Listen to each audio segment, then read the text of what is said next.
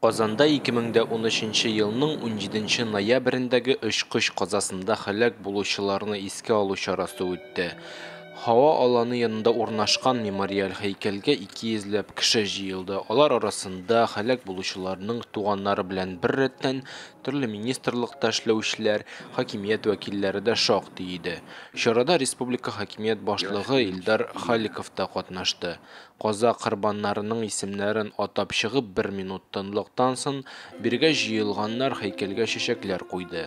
Хакимият хезмәткәрләре матәм чарасы башланганчы ук журналистларны һәлак булучыларның туганнарын борчымаска, аларны төрле сораулар белән аптыратмаска кисәтеп куйды.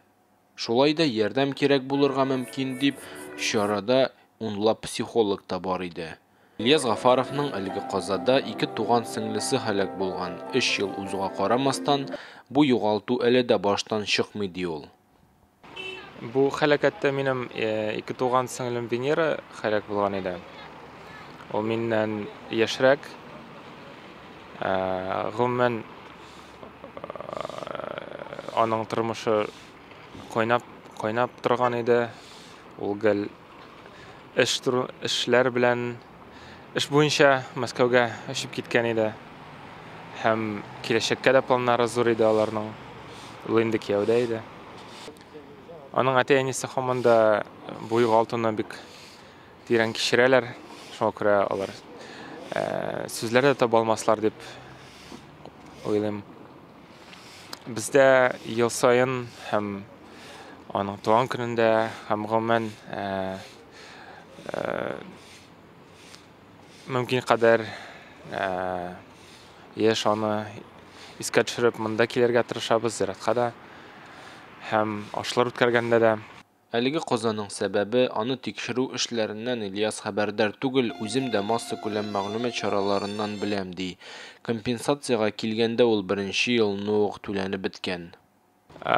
Компенсация мәсьәләсе инде алар инде 1нче елны ук хәл ителде. Калган мәгълүматны без мәгълүмат чараларыннан белеп торабыз, ишетеп торабыз.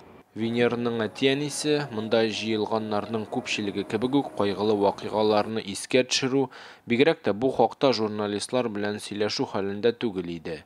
Билгеле булганча, очкыч казасында Татарстан президенты Рөстәм Миңнехановның улы Ирек Миңнеханов һәм федераль иминлек хезмәтенең Татарстандагы идарәсе башлыгы Александр Антонов та вафат булды.